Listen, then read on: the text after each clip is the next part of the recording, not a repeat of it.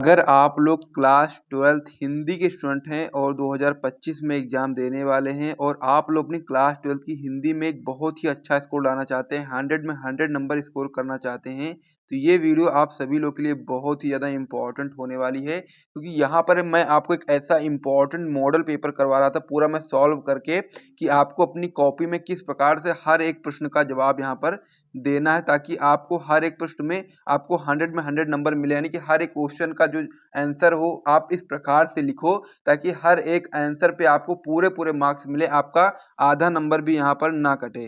तो इसीलिए वीडियो आप सभी लोग के लिए बहुत ज़्यादा इंपॉर्टेंट रहने वाली, वीडियो को पूरा देखिएगा। यदि आप लोग अपनी क्लास 12th की हिंदी में बहुत ही अच्छा स्कोर लाना चाहते हैं और साथ ही में आपको पता नहीं है कि आपको कॉपी किस प्रकार से लिखनी है, कैसे क्या करना है, सारी चीज़ें यहाँ पर मैं आपको बताने वाला हूँ। तो वीडियो को बिल्कुल भी स्किप मत करिएगा और साथ ही में वीडियो को लाइक भी कर दीजिए, चैनल को भी सब्सक्राइब कर दीजिए। फिर हम लोग वीडियो में आगे बढ़ते हैं और जो आज हम लोग इंपॉर्टेंट चीज़ करने वाले हैं, पूरा हर एक टॉपिक मैं आपको यहाँ पर क्लियर कराने वाला हूँ। तो क्या-क्या है आइए समझते हैं। सबसे पहले मैं आपको बता दूँ कि हिंदी का हम लोग एक मॉडल पेपर कर रहे थे जो कि आपकी बोर्ड परीक्षा के लिए बहुत ही इंपॉर्टेंट है। उसका जो आधा पार्ट होता है, यानी कि जो आपका जानते हैं आप लोग क्लास 12th हिंदी का जो पेपर आता है वो आपका 2 खंडों में आता है। कितने खंडों में आता है? 2 खंडों में आता है। एक आपका होता है खंड का, वो आपका 50 नंबर का होता है जो कि हम लोग ऑलरेडी कर चुके हैं। जिसमें आपको कौन-कौन से टॉपिक होते हैं वो मैं आपको बता दूँ। तो यहाँ पर आपके उसमें टॉपिक होते हैं, बहुविकल्पीय प्रश्न का होता है, गद्यांश का होता है, पद्यांश का होता है, लेखक का जीवन परिचय होता है, कवि का जीवन परिचय होता है, कहानी होता है, खंडकाव्य होता है। ये सब आपका सारे पार्ट जो आपके जितने भी कह सकते हो टॉपिक हैं, ये सभी आपके पार्ट 1 में होते हैं हिंदी के पेपर में। सेकंड पार्ट में आपके बहुत सारी चीज़ें होती हैं जैसे कि संस्कृत के गद्यांश, पद्यांश, साथ ही में आपका यहाँ पर निबंध होता है, पत्र होता है, निबंध होता है और बहुत सारी चीज़ें होती हैं जैसे कि आप लोग यहाँ बता सकते हो कि वाक्यांशों वाले हो गए, वाक्यांशों के लिए एक शब्द और साथ ही में यहाँ पर आपके शब्द युग्म होते हैं और साथ ही में एक ऐसा आपका कह सकते हो पैराग्राफ भी आता है, पूरा लिखा होता है, उसमें से आपको आंसर ढूँढ करके लिखना होता है। सारी चीज़ें हम लोग इसलिए सेकंड पार्ट में करने वाले हैं। तो जो हम लोग मॉडल पेपर कर रहे थे उसका जो पहला पार्ट था वो मैंने आपको पूरा करवा दिया है। यदि आप लोगों ने नहीं देखा है तो आप लोग जाकर के चैनल पर देख सकते हो। फर्स्ट पार्ट पूरा हमने करवा दिया, साथ ही मैं डिस्क्रिप्शन बॉक्स में लिंक भी दे दूँगा, तो वहाँ से भी देख सकते हैं। सेकंड पार्ट हम लोग अब शुरू करने वाले हैं खंड का। तो खंड खा, इसका सॉल्यूशन आपको किस प्रकार से करना है आइए हम लोग देख लेते हैं। तो खंड खा जो आपका होता है वो आपका होता है प्रश्नोत्तर संख्या 8। तो प्रश्नोत्तर संख्या 8 जो आपका होता है किस प्रकार से होता है आइए हम लोग उसको समझ लेते हैं, उसके बाद में फिर मैं आगे बढ़ता हूँ। तो प्रश्नोत्तर संख्या 8 की हम लोग यहाँ पर बात करने वाले हैं। तो प्रश्नोत्तर संख्या जो 8 होता है इस प्रकार से आप यहाँ पर देखोगे, तो यहाँ पर संस्कृत में दिए गए गद्यांश का संदर्भ सहित आपको हिंदी में अनुवाद लिखना होता है और यहाँ पर आपको 2 गद्यांश दिए जाते हैं संस्कृत में प्रश्नोत्तर संख्या 8 के का वाले पोर्शन में, ठीक है। 2 गद्यांश आपको दिए जाएँगे संस्कृत में, उसका आपको यहाँ पर संदर्भ लिखना होता है, साथ ही में अनुवाद लिखना होता है। तो हमारा जो ये पेपर है इसमें आपके 2 गद्यांश इस प्रकार से दिए गए, जिसमें से आपका पहला वाला है, इसमें आपका दिया गया आधुनिके जगति पंचशीला सिद्धांता, इस प्रकार से आपका ये दिया गया है, जो कि मैं आपको बुक में दिखा दूँगा, अगर इसमें साफ नहीं दिख रहा होगा आपको, तो यहाँ पर देख सकते हैं आप लोग, ये वाला दिया गया पहला वाला कि आधुनिके जगति पंचशील सिद्धांता नवीन राजनैतिक स्वरूपम और ग्रहीतवंता यों चा व्यवस्थिता, इस प्रकार से आपका ये पहला वाला दिया गया है। तो इस प्रकार से आपको पढ़ना है और इसका संदर्भ और साथ ही में अनुवाद आपको यहाँ पर देना होता है, जिसके लिए आपको मिलते हैं नंबर टोटल 7। 2 नंबर का आपका संदर्भ होता है और 5 नंबर का आपका गद्यांश मतलब कि अनुवाद लिखने के लिए आपको मिलते हैं। तो यहाँ पर आपका 2 गद्यांश आता है संस्कृत में प्रश्नोत्तर संख्या 8 के का वाले पार्ट में, जिसमें से किसी एक का आपको यहाँ पर अनुवाद करना होता है संदर्भ के साथ में। तो जैसा कि हम लोगों ने जो पहला वाला इसमें आपका दिया गया था आधुनिक जगती वाला, उसी का हम लोग करने वाले हैं। तो इसमें जैसा कि आप देखोगे तो इसका ट्रिक क्या है कि आप संदर्भ में कैसे पता लगाओगे कि आपका किस चैप्टर से लिया गया है। तो यहाँ पर जब आप लोग पढ़ोगे इसको तो क्या दिया गया आधुनिके जगती पंचशीला सिद्धांत, तो यहाँ पर क्या लिखा है पंचशील। तो पंचशील से आप आइडिया लगा सकते हो कि ये वाला जो गद्य है आपका पंचशील सिद्धांता नामक पाठ से लिया गया है। तो संदर्भ में कैसे लिखोगे आप लोग, इस प्रकार से लिखोगे कि प्रस्तुत गद्य हमारी पाठ्य पुस्तक के संस्कृत भाग में संकलित जो आपका पंचशील सिद्धांता नाम का जो पाठ है उससे लिया गया है। तो संदर्भ आपका ये कंप्लीट हो गया है। अब इसका अनुवाद आपको यहाँ पर करना होता है, जो कि आपको यहाँ पर अच्छे तरीके से पढ़ना है पहले गद्यांश को, उसके बाद फिर आपको इसमें अनुवाद करना है। जैसे यहाँ पर क्या दिया गया आधुनिके जगती पंचशील सिद्धांता नवीन राजनैतिक स्वरूप और साथ ही में ग्रहीतवंत एवं चा व्यवस्थिता, इस प्रकार से आपका दिया गया। तो इसका क्या जवाब दोगे आप लोग अनुवाद में पहली लाइन में, तो क्या दोगे आधुनिक संसार में पंचशील के 5 के सिद्धांतों ने नवीन राजनीतिक स्वरूप ग्रहण कर लिया। इसी प्रकार से आपको जवाब देना है। तो इसको एक बार आपको पढ़ना पड़ेगा, जब आप पढ़ोगे तब आपको ये चीज़ें अच्छे तरीके से क्लियर हो जाएँगी।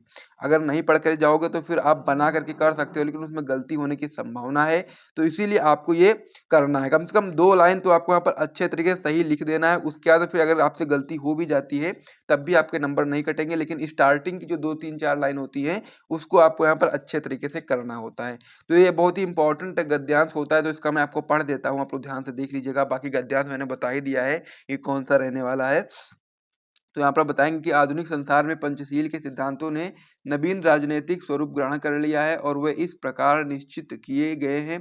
कोई भी राष्ट्र किसी अन्य राष्ट्र के अतिरिक्त विषयों में किसी भी प्रकार का हस्तक्षेप नहीं करेगा और प्रत्येक राष्ट्र आपसी प्रभुसत्ता एवं प्रादेशिक अखंडता का सम्मान करेगा। प्रत्येक राष्ट्र आपस में समानता का व्यवहार करेगा और कोई भी राष्ट्र दूसरे में आक्रांत नहीं होगा। यानी कि अर्थात कोई भी राष्ट्र किसी दूसरे राष्ट्र पर आक्रमण नहीं करेगा। सभी राष्ट्र अपनी-अपनी प्रभुसत्ता की शांति से रक्षा करेंगे। इस प्रकार से आपको ये लिखना है और आप इस प्रकार से लिख देते हो जैसा कि मैंने बताया है, तो आपको पूरे-पूरे नंबर मिल जाएँगे, कुछ भी यहाँ पर नहीं कटेगा। तो ये आपका क्या होगा, प्रश्नोत्तर संख्या 8 का क वाला, जिसमें आपके 2 गद्यांश आए थे, जिसमें से आपको किसी एक गद्यांश का संदर्भ सहित अनुवाद लिखना था, जिसके लिए आपको 7 नंबर मिलने वाले हैं। तो ये आपका कंप्लीट हो गया है। अब प्रश्नोत्तर संख्या इसी वाले प्रश्नोत्तर संख्या 8 का जो ख वाला पार्ट होता है, वो आपका क्या होता है, आइए उसके बारे में समझ लेते हैं। ठीक है? तो प्रश्नोत्तर संख्या 8 का जो ख वाला पार्ट होता है, उसमें आपके यहाँ पर आते हैं पद्यांश और साथ ही में श्लोक, या फिर पद्यांश आएगा या फिर श्लोक आएगा। तो यहाँ पर क्या दिया गया प्रश्नोत्तर संख्या 8 का ख वाला, कि दिए गए श्लोकों में से किसी एक का ससंदर्भ सहित हिंदी में अनुवाद आपको करना है। यहाँ पर ध्यान से देखिएगा आप लोग, तो समझ में आपको आ जाएगा। क्या दिया गया है, दिए गए श्लोकों में से किसी एक ससंदर्भ में हिंदी में अनुवाद कीजिए। तो यहाँ पर क्या है, यहाँ पर श्लोक आपके सामने आएंगे और कौन से चैप्टर का श्लोक आपको पढ़ना चाहिए, ताकि यहाँ तो मैं आपको बता दूंगा कि इस वाले पेपर में कौन सा आया है, लेकिन आपको आगे चल के दिक्कत ना पड़े, तो उसके लिए मैं आपको बता दूं कि यहाँ पर जो चैप्टर होता है सुभाषित रत्नानी, इस चैप्टर के जितने भी श्लोक होते हैं वो सभी महत्वपूर्ण हैं। और यदि आप इस चैप्टर के सभी श्लोकों को तैयार करके जाते हो, तो फिर आपके इसी में से कोई ना कोई श्लोक जरूर देखने को मिलेगा और आपके नंबर पक्के हो जाएंगे। जैसा कि ये वाला जो श्लोक मैंने आपको दिखाया है, इसमें जो आपका पहला श्लोक दिया गया है, निदंतु निपुणा यदि या स्वतंत्र, इस प्रकार से जो दिया गया पहला वाला, ये वाला इसी चैप्टर का है, यानी कि सुभाषित रत्नानी चैप्टर का है। ये पेपर में दिया हुआ है, इस प्रकार से आपको समझना है। तो इसका किस प्रकार से हल है उसको मैं आपको बताऊंगा। उससे पहले ये वाला जो चैप्टर मतलब कि ये वाला जो आपका श्लोक है, इसको मैं दिखा देता हूँ यहाँ पर। ये वाला है, निदन्तु नीति निपुणा यदि वा स्तुवन्तु लक्ष्मी समाविस्तु गच्छतु वा यथेष्टम् अधेयो या मरणमस्तु युगान्तरे वा यथात विपथ प्रविचलन्ति पद न धीरा। इस प्रकार से आपका ये श्लोक दिया गया है। अब इसका आपको संदर्भ लिखना है और साथ ही में अनुवाद लिखना है। और इस चैप्टर में यानी कि जो सुभाषित रत्नानी चैप्टर है, ये बहुत ही महत्वपूर्ण है। इसी के सभी जो आपके श्लोक है बहुत ही इंपॉर्टेंट है और इसी में से जरूर आएगा 100% 2025 की बोर्ड परीक्षा में कोई ना कोई श्लोक इसी चैप्टर से जरूर देखने को मिलेगा। तो संदर्भ क्या बताएंगे कि यह श्लोक हमारी पाठ्य पुस्तक के संस्कृत भाग में संकलित सुभाषित रत्नानी चैप्टर यानी कि नामक पाठ से अवतरित है। और जब अनुवाद की बात करोगे तो अनुवाद इस प्रकार से आप लोग इसको याद करना पड़ेगा आपको, ठीक है? इसमें कोई ट्रिक नहीं है, इसमें आपको याद करना पड़ेगा। याद करे रहोगे तो आप आराम से बता सकते हो कि लोक नीति में कुशल लोग चाहे धैर्यवानों की निंदा करें, चाहे प्रशंसा, लक्ष्मी आए या फिर स्वेच्छा अनुसार चली जाए, आज ही मरण हो जाए यानी कि मृत्यु हो जाए, चाहे युगों के बाद हो, किंतु धैर्यवान पुरुष न्याय मार्ग से एक पग भी विचलित नहीं होते हैं। इस प्रकार से आपको इसका जवाब देना है यानी कि अनुवाद करना है। तो इस प्रकार से प्रश्नोत्तर संख्या जो आपका 8 होता है, इसका जो पहला पार्ट था पद्यांश मतलब गद्यांश वाला, तो उसमें भी आपके 2 गद्यांश आते हैं। 2 में से आपको 1 करना होता है, उसके लिए आपको 7 नंबर मिलते हैं। और प्रश्नोत्तर संख्या 8 का जो दूसरा वाला पार्ट होता है, उसमें आपके श्लोक आते हैं। 2 श्लोक इसमें भी आते हैं। इसमें से किसी एक श्लोक का जो भी आपको अच्छे तरीके से पता हो, उसका आपको यहाँ पर संदर्भ के साथ में अनुवाद करना होता है। इसके लिए भी आपको 7 नंबर दिए जाते हैं। तो ये आपके दोनों चीजें कंप्लीट हो गई। प्रश्नोत्तर संख्या 8 के जो दोनों पार्ट हैं वो मैंने आपको समझा दिए। इस प्रकार से आप लोग लिख दोगे, पूरे नंबर मिल जाएंगे। अब हम लोग बढ़ते हैं प्रश्नोत्तर संख्या 9 की ओर।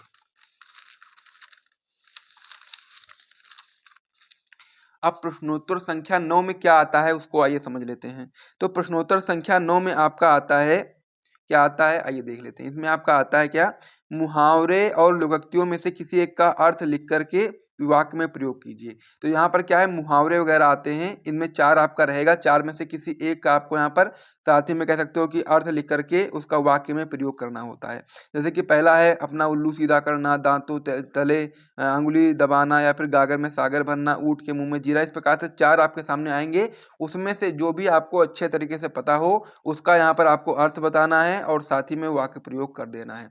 किस प्रकार से करना है, इस प्रकार से आप लोग हेडिंग लगाओगे, प्रश्नोत्तर संख्या 9 लिखोगे आप लोग, जिस भी आप लोग करना चाहते हो। जैसे कि मान लीजिए पहला वाला मैं कर रहा हूँ, तो पहले वाला का मैंने यहाँ पर क्या लिख दिया है, अपना उल्लू सीधा करना। अब ये चाहो तो लिख सकते हो, कोई दिक्कत वाली बात नहीं, क्योंकि ये बहुत छोटा सा है तो आपका समय ज़्यादा नहीं लेगा। तो इसमें आप लोग लिख सकते हो कि ये वाला जो क्वेश्चन है क्या है, अपना उल्लू सीधा करना, तो इस प्रकार से लिख दो। अर्थ क्या है इसका, स्वार्थ सिद्ध करना, यानी कि अपना उल्लू सीधा करने का क्या मतलब होता है कि अपना स्वार्थ सिद्ध करना। तो वाक्य प्रयोग कर दो इसका। वाक्य प्रयोग में क्या बताओगे कि आजकल नेता लोग वोट के लिए खुशामद करके अपना उल्लू सीधा करते हैं। इस प्रकार से वाक्य प्रयोग कर दोगे। अब इसी प्रकार से कोई और वाक्य आप लोग प्रयोग करना चाहो तो वो भी कर सकते हो, कोई दिक्कत वाली बात नहीं है। यहाँ पर मैं एग्जाम्पल के रूप में आप बता रहा हूँ आपको। तो ये आपका कंप्लीट हो गया प्रश्नोत्तर संख्या 9। अब यहाँ पर प्रश्नोत्तर संख्या जो 10 आता है वो बहुत ही महत्वपूर्ण होता है, क्योंकि इसमें आपको कुछ याद करने की आवश्यकता नहीं होती है। आपको मतलब कि यहाँ पर एक गद्यांश दिया जाएगा, साथ में एक पद्यांश दिया जाएगा, और दोनों में से कोई एक आपको करना होता है, चाहे गद्यांश करो चाहे पद्यांश करो। तो मैं आपसे सजेस्ट करूंगा कि आप लोग गद्यांश को ही करो, क्योंकि गद्यांश आप लोग यहाँ पर पढ़ करके समझ सकते हो। यहाँ पर सारी चीजें बहुत ही ईजी वे में लिखी होती हैं अच्छे तरीके से, तो यहाँ पर आप लोग समझ सकते हो गद्यांश को। तो यहाँ पर जैसे गद्यांश दिया रहेगा पूरा, उसमें मतलब बुक से कोई मतलब नहीं है, अलग से कहीं से आता है। तो इसमें क्या है, पूरा लिखा रहेगा एक स्टोरी के तरीके से। उस स्टोरी को आपको यहाँ पर समझना है, पढ़ना है, और जब पढ़ोगे तो फिर नीचे आपके 3 क्वेश्चन दिए रहेंगे। तीनों क्वेश्चन का आपको सही सही जवाब देना होता है, ठीक है। फिर आपको यहाँ पर नंबर मिल जाएंगे, कोई दिक्कत वाली बात इसमें है नहीं आपका, ठीक है। तो इसका जब जवाब आप लोग दे दोगे तो आपको पूरे पूरे मार्क्स मिल जाएंगे। तो जैसा कि यहाँ पर क्या दिया गया, यहाँ पर दिया गया है गद्यांश, जो कि मैं आपको इसका आंसर कराने वाला हूँ। कौन सा गद्यांश दिया गया है, दिया गया आपका, वैज्ञानिकों का मानना है कि पृथ्वी पर सर्वप्रथम अस्तित्व में आने वाले एक कोशिकीय जीव अमीबा एवं पैरामीशियम के जन्म के पीछे मीथेन ही कारक रही है। प्राप्त जानकारी के अनुसार मंगल की सतह पर स्थित चट्टानों में लौह तत्व की प्रधानता है, फलस्वरूप हवा की उपस्थिति में वहां जंग लगने की प्रक्रिया स्वाभाविक रूप से चलती रहती है। इसी कारण इस ग्रह की मिट्टी लाल है और आंधी चलने पर यहाँ का वातावरण गुलाबी बादलों से भर जाता है। इन्हीं कारणों से मंगल ग्रह को लाल ग्रह भी कहा जाता है। मंगल ग्रह पर पहुंचने वाला भारत पहला एशियाई देश बन गया है। इस प्रकार से क्या हो गया, आपको गद्यांश आपने पढ़ लिया है। अब इसके नीचे आपके 3 आंसर मतलब 3 क्वेश्चन आपको दिए जाएंगे। जैसे कि पहला क्वेश्चन क्या दिया गया है कि मंगल की सतह पर चट्टानों में किस तत्व की प्रधानता है। तो मैंने यहाँ पर क्या बताया था आपको, यहाँ पर आपने पढ़ा था जब, तो यहाँ पर लिखा है कि मंगल की सतह पर स्थित चट्टानों में लौह तत्व की प्रधानता। तो आंसर में क्या बताओगे आप लोग, यही बताओगे कि सबसे पहले जो गद्यांश आप लिख रहे हो ना, तो उसका पहला का जो पार्ट है थोड़ा सा लिख दोगे, वैज्ञानिकों का मानना है, फिर डैश डैश डैश करके लास्ट का जो पार्ट है एशियाई देश बन गया, तो यहाँ पर लिख दोगे। फिर आप लोग पहला उत्तर डालोगे, क्या लिखोगे, जैसा कि पहला क्वेश्चन है आपका कि मंगल की सतह पर चट्टानों में किस तत्व की प्रधानता है, तो आप बताओगे कि मंगल की सतह पर चट्टानों में लौह तत्व की प्रधानता है। तो ये आपका कंप्लीट हो जाएगा, पहले वाला जो क्वेश्चन है इसका आंसर कंप्लीट हो गया है। दूसरा क्वेश्चन है मंगल ग्रह की मिट्टी किस कारण से लाल है। तो यहाँ पर मंगल ग्रह की मिट्टी किस कारण से लाल है, तो उसका जवाब क्या होगा, इसी गद्यांश में देखोगे ना आपको देखने को मिल जाएगा। इसी प्रकार से कोई अन्य गद्यांश आपको देखने को मिलेगा एग्जाम में, और उसमें से देखोगे तो उसमें आंसर पूरा लिखा रहता है, कोई दिक्कत वाली बात नहीं होती, उसी में से देख करके आपको जवाब देना है। तो यहाँ पर सबसे पहले जब पढ़ोगे आपको समझ में आ जाएगा। तो यहाँ पर उत्तर में क्या बताएंगे आप लोग कि मंगल की सतह पर स्थित चट्टानों में लौह तत्व की प्रधानता है, फलस्वरूप हवा की उपस्थिति में वहां जंग लगने की प्रक्रिया स्वाभाविक है। इस कारण मंगल ग्रह की जो मिट्टी होती है वो लाल है। अगला क्वेश्चन इसमें दिया गया है पृथ्वी पर सर्वप्रथम अस्तित्व के आने वाले जीव कौन कौन है, यानी कि पृथ्वी पर सर्वप्रथम अस्तित्व में आने वाले जीव कौन है। तो यहाँ पर क्या लिखा गया है, अमीबा एवं पैरामीशियम के जन्म के पीछे मीथेन ही कारक रही है, और ये माना जाता है कि सर्वप्रथम पृथ्वी पर आए जाने वाले जीव आपके हैं अमीबा और पैरामीशियम। यहाँ पर देखो पृथ्वी पर सर्वप्रथम अस्तित्व में आने वाले एक उसके जीव कौन है, अमीबा एवं पैरामीशियम है। तो यहाँ पर आप लिख दोगे उत्तर में कि पृथ्वी पर सर्वप्रथम अस्तित्व में आने वाले जीव आपके अमीबा एवं पैरामीशियम है। तो ये आपका 10वां क्वेश्चन बहुत ही महत्वपूर्ण होता है और बहुत ही इजी होता है, इसमें तो आपके नंबर बिल्कुल भी नहीं कटने चाहिए। इस प्रकार से आप तीनों क्वेश्चन का जवाब दे दोगे, आपके नंबर पक्के हो जाएंगे, ठीक है, कोई दिक्कत इसमें नहीं होगी आपको। इस प्रकार से आपको यहाँ पर समझ में आ गया, कोई दिक्कत होगी तो पूछ सकते हो आप लोग। फिर अब हम लोग अगले क्वेश्चन की ओर बढ़ जाएंगे। तो इस पेज को यहाँ पर मैं हटा देता हूँ। प्रश्नोत्तर संख्या जो आपका 10 था कंप्लीट हो चुका है। अब हम लोग 11 की ओर बढ़ जाते हैं। तो प्रश्नोत्तर संख्या 11 के आपके 4 पार्ट होते हैं, ठीक है। उसमें आपके 4 टाइप के क्वेश्चन होते हैं प्रश्नोत्तर संख्या 11 में, वो भी मैं आपको यहाँ पर बताने वाला हूँ। तो चलिए इसको भी समझ लेते हैं। तो पहला क्या होता है क्वेश्चन आपका, आइए देखते हैं इसको।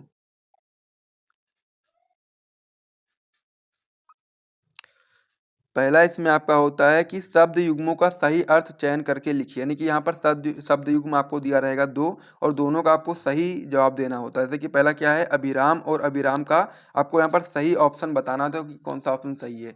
तो पहले वाले क्वेश्चन का क्या है, अभिराम और अभिराम, इसका जो सही वाला ऑप्शन है वो कैसा है, पहला वाला जो है सुंदर और लगातार, तो ये आपका होगा सुंदर और लगातार, पहले का हो गया। दूसरा आपका इसमें शब्द युग्म दिया गया है अम्बुज और अम्बुद, तो अम्बुज और अम्बुद का जो सही आपका होगा कमल और बादल। इसको आप लोग याद कर लो तो ज्यादा बेहतर है, वरना आप ऑप्शन में देख करके कंफ्यूज हो जाओगे। वैसे तो इन तीनों मतलब कि इन दोनों के आपके दो दो चार चार ऑप्शन आपके सामने रहेंगे, लेकिन इसमें आप कंफ्यूज हो सकते हो, इसीलिए आप लोग इन सभी का याद कर लेना अच्छे तरीके से। शब्द युग्म का जो सही अर्थ है उसको आप लोग याद कर लीजिएगा, ताकि आपको वहां पर दिक्कत ना आए। तो ये आपका हो गया प्रश्नोत्तर संख्या 11 का वाला।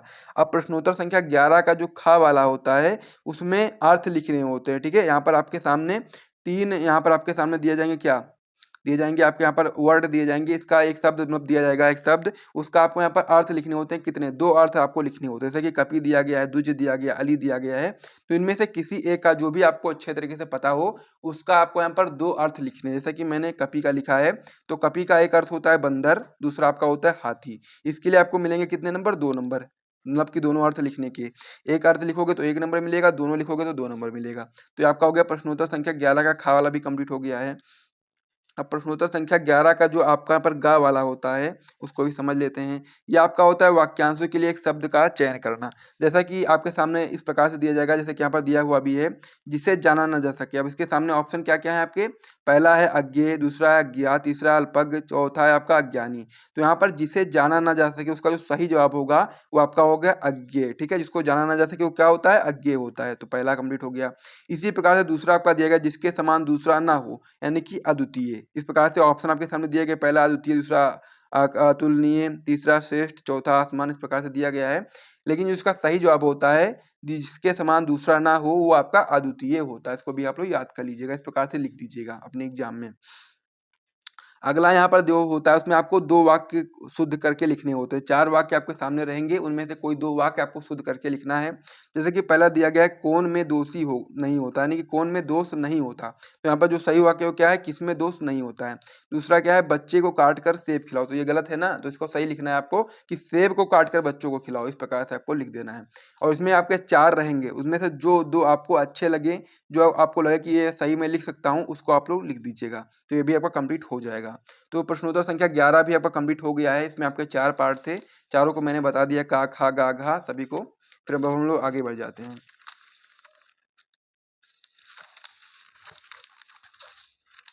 अब जो प्रश्नोत्तर संख्या 12 होता है उसके आपके 3 पार्ट होते हैं, रस, छंद और अलंकार, जो कि मैं आपको बता भी चुका हूँ ऑलरेडी कि कौन सा रस तैयार करना है आपको, कौन सा छंद तैयार करना है, कौन सा आपको अलंकार तैयार करना है। नहीं देखे हो तो प्लेट में जाकर के देख सकते हो। तो रस, छंद, अलंकार का टॉपिक अब आपके सामने आ गया है। तो प्रश्नोत्तर संख्या 12 का जो का वाला प्रश्न होता है वो आपका यही होता है, रस और रस के बारे में। तो यहाँ पर आपके 2 रस आपके सामने आएंगे, चाहे कोई भी आपका 2 आ सकता है। तो यहाँ पर 2 कौन से आए हैं, पहला आपका है श्रृंगार रस अथवा क्या है, करुण रस के स्थायी भाव के साथ परिभाषा उदाहरण सहित लिखिए। तो यहाँ पर 2 रस कौन से आए, पहला आपका श्रृंगार रस आया, दूसरा आपका यहाँ पर आया है करुण रस। और जो जो मैंने आपको रस बताए थे कौन कौन से थे, एक आपका था करुण रस, एक आपका था हास्य रस, और एक आपका था यहाँ पर श्रृंगार रस, ठीक है। इस प्रकार से आपको यहाँ पर 3 तैयार करके जाते हो ना, तो आपको 100% उसी में से देखने को मिलेगा, ठीक है।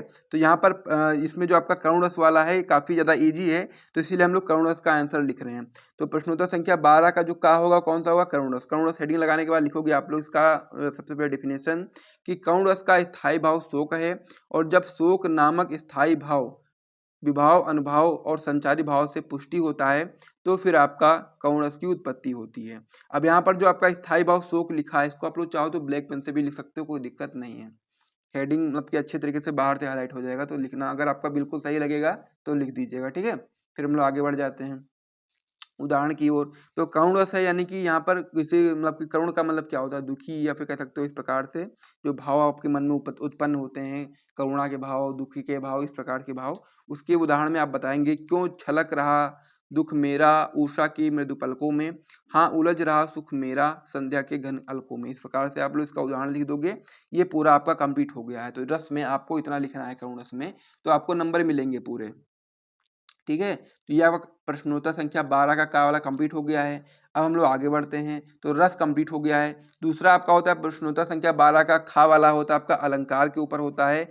इसमें आपके दो अलंकार आए हैं, एक आपका आया है अनुप्रास अलंकार या फिर उपमा अलंकार। इनमें दोनों में से आपको किसी एक का यहाँ पर देना है। आपको कह सकते हो कि परिभाषा भी लिखनी है, उदाहरण भी देना है, स्पष्टीकरण भी आपको बताना है। तो यहाँ पर मैं लिख रहा हूँ अनुप्रियास अलंकार, तो आप लोग हेडिंग लगा डाल दोगे 12 का खा अनुप्रियास अलंकार लिखना स्टार्ट करोगे। एक ही वर्ण की बार बार आवृत्ति होने पर अनुप्रियास अलंकार कहलाता है। क्या होता है? जब एक ही वर्ण की बार बार आवृत्ति हो तो उस कंडीशन में अनुप्रास अलंकार होता है। उदाहरण में बताएंगे आप लोग, कानन कठिन भयंकर भारी घोर घाम हिम वारी बयारी। तो यहाँ पर आप देखोगे कि कानन यानी कि का, फिर कठिन, फिर इसमें भी का, तो ये आपके का दो बार आ रहे हैं ना, तो एक वर्ण की दो बार आवृत्ति हो रही है। फिर आपका इसमें दिया गया भा यानी कि भयंकर भारी, तो इसमें भी आपके दो भा दो बार आ रहे हैं। फिर आपका यहाँ पर दिया गया घोर घाम, इसमें भी आपका घा दो बार आ रहा है। तो इस प्रकार से जब एक ही वर्ण की बार बार आवृत्ति हो या फिर एक से अधिक बार आवृत्ति हो तो उसको हम लोग क्या बोलते हैं? अनुप्रास अलंकार बोलेंगे। स्पष्टीकरण में आप यही चीज बताओगे कि इस उदाहरण में का, भा, रा, घा अक्षर एक से अधिक बार आए हैं, तो ये आपका अनुप्रास अलंकार है। तो ये भी आपका कंप्लीट हो गया है 12 का खा वाला क्वेश्चन भी। ठीक है, तो इसे भी आप लोग नोट कर लीजिए, फिर हम लोग आगे बढ़ते हैं। अब इसमें 12 का जो तीसरा पार्ट होता है आपका होता है क्या? रस हो गया आपका, अलंकार हो गया, अब छंद की बारी है। तो छंद में आपको मैंने बताया था क्या? दोहा और साथ ही में सोरठा और चौपाई। तीन मैंने आपको बताए थे, यदि आप तीनों पढ़ के जाते हो ना तो उसी में से कोई एक देखने को आपको जरूर मिलेगा। जिसमें आपका जो ये वाला पेपर है इसमें आपका आया है चौपाई अथवा कुंडलियां। ठीक है, इनमें से किसी एक आपको लक्षण एवं उदाहरण देना है। ठीक है, तो यहाँ पर मैंने आपको तीन बताए थे, तीनों पढ़ लेना आप लोग। पहला क्या था? चौपाई और दोहा और सोरठा। तीनों याद करके जाते हो तो कोई ना कोई एक आपको जरूर देखने को मिलेगा, और आपको एक ही चाहिए, उसमें ही आपके नंबर मिल जाएंगे। तो यहाँ पर हम लोग चौपाई का करने वाले हैं, तो आप बताएंगे चौपाई आपका सममात्रिक छंद है। इसमें आपके 4 चरण होते हैं, प्रत्येक चरण में 16 मात्राएं होती हैं। उदाहरण में आप बताएंगे, बंदव गुरुपद पदुम परागा सुरुचि सवास सरस अनुरागा अमी मुरमय चूरन चारु समन सकल भव रुज परिवार। इस प्रकार से आपका ये दिया गया उदाहरण। यहाँ पर आप देखोगे इसमें 4 चरण होते हैं। एक आपका यहाँ से यहाँ तक हो गया एक चरण, एक यहाँ से यहाँ तक आपका हो गया दूसरा चरण, ये आपका यहाँ से यहाँ तक हो गया तीसरा चरण, और ये आपका यहाँ से यहाँ तक हो गया चौथा चरण। तो इसमें कितने चरण होते हैं? 4 चरण होते हैं। तो यहाँ पर आप लोग अब इसमें क्या करेंगे आगे? अब यहाँ पर आपको मात्राएं बतानी होती है, क्योंकि आप लोग जानते हैं कि चौपाई के प्रत्येक चरण में यानी कि सभी चरणों में 16-16 मात्राएं होती हैं। हर एक चरण में 16, हर एक चरण में 16। इस प्रकार से 4 चरण में 16-16 मात्राएं होती हैं। तो यहाँ पर पहला वाला जो चरण है इसमें आप लोग इस प्रकार से गिन सकते हो, जैसे कि यहाँ पर क्या है, बा के ऊपर अंक की बिंदी लगी, तो यहाँ पर क्या होगा? 2 1 1 3, जबकि 2 3 1 4 हो गया, यहाँ से 5 हो गया, 6 हो गया, 7 हो गया, 8 हो गया, 9 हो गया, 10 हो गया, 11, और फिर यहाँ पर 12, फिर यहाँ पर रा और गा जो है इसमें बड़ा की मात्रा लगी है, तो यहाँ पर 2 2 हो जाएगा। तो यहाँ पर क्या हो जाएगा? 12 के बाद 2 14 और 2 16। इस प्रकार से आपके पहले चरण में कितने हो गई? 16 हो गई। इसी प्रकार से इसमें भी गिनोगे आप लोग, तो 1 2 3 4 और 2 आपका यहाँ पर जो है 6 और 7 8 9 10 11 12 और फिर 2 14 2 16। इस प्रकार से आपका हो गया। उसी प्रकार से नीचे भी गिनोगे इसमें भी आपकी 16 आएंगी, और उसमें भी गिनोगे तो इसमें भी आपकी 16 आएंगी। तो ये भी आपका कंप्लीट हो जाता है प्रश्नोत्तर संख्या 12 का गा वाला। अब ये सारे आपके कंप्लीट हो चुके हैं। अब यहाँ पर आपके 2 पार्ट बचा है। एक आपका बचा है, क्या कहते हो आप लोग? लेटर बचा है, यानी कि पत्र बचा है। तो पत्र किस प्रकार से आपको लिखना है उसको भी समझ लीजिएगा आप लोग, और उसके बाद फिर हम लोग निबंधों की ओर बढ़ेंगे।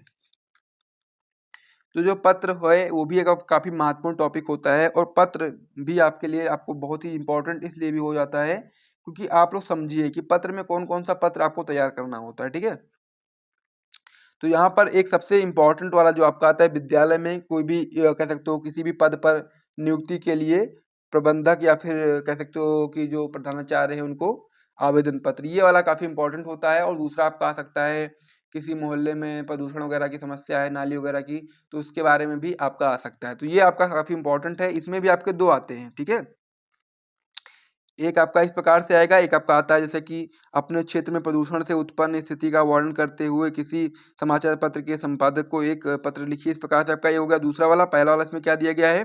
किसी माध्यमिक विद्यालय में लिपिक पद रिक्त पद पर नियुक्ति हेतु प्रबंधक या फिर प्रधानाचार्य को पत्र, ठीक है। तो दो इसमें पत्र भी आपके यहाँ सामने आते हैं, दो में से जो कि आपको अच्छा लगे, जो भी आपको इजी लगे, वो वाला पत्र आप लोग आराम से कर सकते हो। तो यहाँ पर हम लोग क्या करने वाले हैं, ये वाला यहाँ पर हम लोग जो पत्र करने वाले हैं, आपका रहने वाला विद्यालय में लिपिक के रिक्त पद पर नियुक्ति हेतु प्रबंधक को आवेदन पत्र। तो इस प्रकार से आप लोग लिखोगे स्टार्टिंग में, सेवा में प्रबंधक, कोई भी यहाँ पर आप लोग कॉलेज का नाम लिख सकते हो, कोई दिक्कत वाली बात नहीं है। यहाँ पर मैंने ऐसे ही लिख दिया है, इसमें कोई दिक्कत वाली बात नहीं, कुछ भी आप यहाँ पर लिख सकते हो। GPS inter college Allahabad Uttar Pradesh. विषय आपका क्या है, प्रवक्ता पद पर नियुक्ति हेतु आवेदन पत्र। फिर आगे लिखेंगे आप लोग महोदय। फिर यहाँ से लिखना स्टार्ट करोगे, नवभारत टाइम्स में प्रकाशित आपके विज्ञापन के संदर्भ में प्रवक्ता अर्थशास्त्र के रिक्त स्थान हेतु मैं आवेदन प्रेषित कर रहा हूँ, यानी कि मैं आवेदन दे रहा हूँ। और मेरी जो शैक्षिक विशेषताएं हैं, यहाँ पे बोलते हैं शैक्षिक योग्यता है एवं अनुभव है, वो इस प्रकार से है। जैसा कि यहाँ पर जो भी उसने अपने जीवन में, मतलब कि हम लोगों ने जितना भी पढ़ाई वगैरह करी है, उस हिसाब से आप लोग जब पत्र लिखोगे तो उसमें आप ये चीज़ बताओगे कि आपने क्या क्या चीज़ें पढ़ी हैं और किस श्रेणी में आप हैं, और साथ ही में संस्था का नाम भी आपको बताना है। तो पहले क्या है, हाई स्कूल वर्ष आप लिखना चाहो तो लिखो, वरना कोई दिक्कत वाली बात नहीं है। श्रेणी जैसा कि प्रथम इसमें लिख दिया है। फिर संस्था का नाम उत्तर प्रदेश माध्यमिक शिक्षा परिषद। इंटरमीडिएट भी आप इस प्रकार से लिख सकते हो, प्रथम श्रेणी उत्तर प्रदेश माध्यमिक शिक्षा परिषद। बीए द्वितीय श्रेणी इलाहाबाद विश्वविद्यालय। एमए द्वितीय प्रथम श्रेणी इलाहाबाद विश्वविद्यालय। इस प्रकार से आपने क्या लिख दिया, अपनी शैक्षिक योग्यता लिख दी। अब आपको आगे बढ़ जाना है। अब आगे आपको क्या बताना है, इसमें आगे आप समझ लीजिए यहाँ पर कि आपसे निवेदन है कि मेरी शैक्षिक, यहाँ पर क्या है, इस प्रकार से आपको यहाँ पर ध्यान दीजिएगा। जैसे कि यहाँ पर एक गलती हो गई, तो इसको मैंने क्या कर दिया है, काटा नहीं है। ज़्यादा अगर मैं काटूंगा तो ये हाईलाइट हो जाएगा, तो इसको हम लोग इस प्रकार से कर देते हैं। बस इससे ज़्यादा काटने का आवश्यकता नहीं था कि ये हाईलाइट ना हो, और जब भी एग्जाम में देखे तो उसका ध्यान यहाँ पर न जाए। वरना अगर आप गलत लिखे रहोगे तो फिर उसका ध्यान यहाँ पर चला गया तो पूरा पढ़ने लगेगा, फिर आपका नंबर कट जाएगा। ठीक है, तो इस प्रकार से आपको ये गंदगी नहीं करनी यहाँ पर। फिर क्या लिखोगे आप लोग, शैक्षणिक विशेषताओं पर विचार करते हुए मुझे अपने कॉलेज में सेवा का अवसर प्रदान करने की कृपा करें। मैं आपको विश्वास दिलाता हूं कि मैं अपने परिश्रम, कार्यक्षमता एवं अध्यापन कार्य से अपने छात्रों को सदैव खुश रखूंगा और आपको किसी भी प्रकार की शिकायत का मौका नहीं दूंगा। फिर यहाँ पर आप लोग दिनांक, जिस भी डेट में आप लिखोगे उसका डेट डाल सकते हो। संलग्नक में आप प्रमाण पत्रों की सत्यापित प्रतिकृतियां इस प्रकार से लिख सकते हो। आवेदक का नाम लिखने की जरूरत नहीं है, XYZ लिख देना। कीड़गंज इलाहाबाद, कुछ भी यहाँ पर जो भी एड्रेस लिखना चाहो लिख सकते हो, कोई दिक्कत वाली बात नहीं है। तो लेटर आपको इस प्रकार से करने हैं, आपको पूरे पूरे नंबर मिल जाएंगे, कोई भी नंबर आपका नहीं कटेगा। तो लेटर का टॉपिक हो गया समाप्त। प्रश्नोत्तर संख्या 13 जो आपका होता है समाप्त हो चुका है। अब जो क्लास 12 हिंदी का जो पेपर होता है, उसमें आपका जो लास्ट क्वेश्चन आता है वो आपका किसका होता है, वो आपका होता है निबंध का। निबंध कर लो, फिर आपका कंप्लीट हो जाएगा। तो निबंध का होता है प्रश्नोत्तर संख्या 14। इसमें क्या है, आइए देखते हैं। तो यहाँ पर जो निबंध आते हैं वो आपके सामने 5 निबंध आते हैं। 5 में से कोई एक निबंध जो आपको अच्छे तरीके से रटा हो, याद हो, या फिर आपको लगता है कि जिस पर मैं अच्छे तरीके से लिख सकता हूँ अपने विचारों को, उस वाले निबंध को आपको पिक करना है और फिर उसके बारे में लिखना है। यहाँ पर कुछ चीज़ें आपको यहाँ पर समझनी है कि आपको यहाँ पर पॉइंट बना करके करना है। जैसा कि निबंध की स्टार्टिंग में आपको क्या पॉइंट बनाना है, प्रस्तावना का पॉइंट बताना है। और जो आपका लास्ट होता है इसमें आपको बनाना है उपसंहार का। लास्ट वाला जो होता है इसमें आपको उपसंहार का बनाना है हेडिंग, ठीक है। उसके बीच में 2-3 हेडिंग जो भी आपको इच्छा हो उस अनुसार आप लोग 2-3 हेडिंग और बना सकते हो, और 2-3 आपको हेडिंग बनानी ही पड़ती है, ठीक है। आप 4 हेडिंग में निबंध लिखना चाहो लिख सकते हो, 5 हेडिंग में लिखना चाहो लिख सकते हो। इतना लिखोगे कोई दिक्कत वाली बात नहीं होगी, पूरे पूरे नंबर मिलेंगे।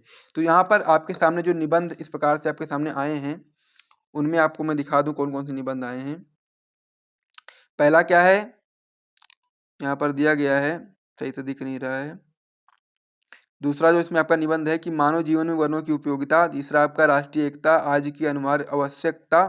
और चौथा आपका है मेरे प्रिय साहित्यकार। चौथा पांचवा आपका है विज्ञान वरदान या अभिशाप। तो इसमें से जो भी आपको अच्छे तरीके से पता हो उसके बारे में आप लोग सीख सकते हो। मैं आपको यहाँ पर एक आइडिया दूं तो हिंदी में यदि आप जीवन परिचय तैयार करके जाते हो और साहित्यिक परिचय भी आप तैयार कर रहोगे, तो वहाँ पर अगर ये वाला आ जाए कि मेरे प्रिय साहित्यकार के बारे में लिखो, तो उसमें आप लोग उनके बारे में लिख सकते हो, ठीक है।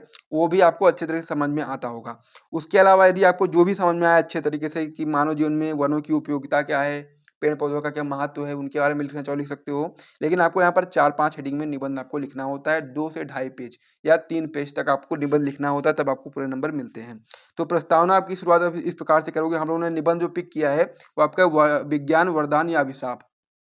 इसमें आप लोग लिखोगे प्रस्तावना में कि आज का युग वैज्ञानिक चमत्कारों का युग है। मानव जीवन के प्रत्येक क्षेत्र में आज विज्ञान ने आश्चर्यजनक क्रांति ला दी है। मानव समाज की सारी गतिविधियां आज विज्ञान से परिचालित हैं और विज्ञान ने सब ओर से हमारे को प्रभावित कर दिया है कि आज विज्ञान शून्य विश्व की आज कोई कल्पना तक नहीं कर सकता, यानी कि विज्ञान शून्य विश्व की आज कोई कल्पना भी नहीं कर सकता है। किंतु दूसरी ओर हम यह भी देखते हैं कि अनियंत्रित वैज्ञानिक प्रगति ने मानव के अस्तित्व पर ही प्रश्न चिन्ह लगा दिया है। इस स्थिति में हमें सोचना पड़ता है कि विज्ञान को वरदान समझा जाए या फिर अभिशाप।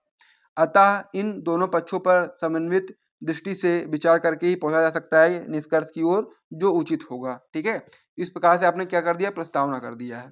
अब आपको क्या करना है, इसमें जो निबंध के बारे में लिख रहे हो, जैसा कि आपका क्या है, निबंध है विज्ञान वरदान या अभिशाप। प्रस्तावना करने के बाद सबसे पहले आप बात करोगे कि विज्ञान जो आपका है वरदान है, तो उसके हेडिंग लगा दोगे। दूसरी नंबर पे बात करोगे आप लोग कि विज्ञान आपका क्या है, अभिशाप है, उसकी हेडिंग लगा दोगे। फिर लास्ट में आप लोग उपसंहार कर दोगे, फिर आपका निबंध कंप्लीट हो जाएगा। तो इसी प्रकार से हम लोगों ने यहाँ पर हेडिंग लगा दी है। पहली हेडिंग क्या लगाई है, विज्ञान वरदान के रूप में। तो यहाँ पर आप बताएंगे आधुनिक मानव का संपूर्ण पर्यावरण, ठीक है, विज्ञान के वरदानों के आलोक से अलौकिक है।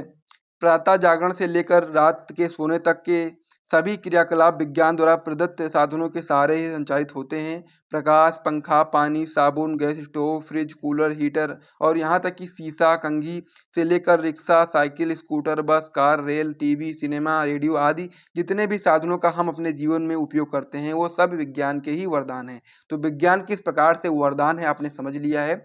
अब हम लोग समझते हैं इसमें अगले पॉइंट की ओर, विज्ञान अभिशाप के रूप में।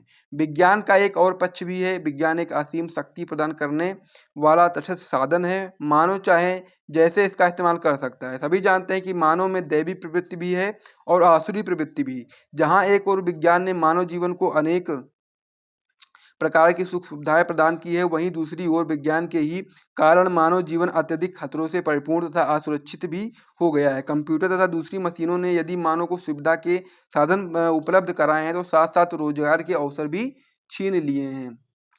विद्युत आपका विज्ञान द्वारा प्रदत्त एक महान देन है, परंतु विद्युत का एक मामूली झटका ही व्यक्ति की मृत्यु का कारण बन सकता है। इस प्रकार से आपने कर दिया। आगे आप इसमें बताएंगे क्या कि विज्ञान ने तरह तरह के तीव्र गति वाले वाहन मानव को दिए हैं। इन्हीं वाहनों की आपसी टक्कर से प्रतिदिन हजारों व्यक्ति सड़क पर ही जान गंवा देते हैं। सभी क्या है, विज्ञान के अभिशाप हैं।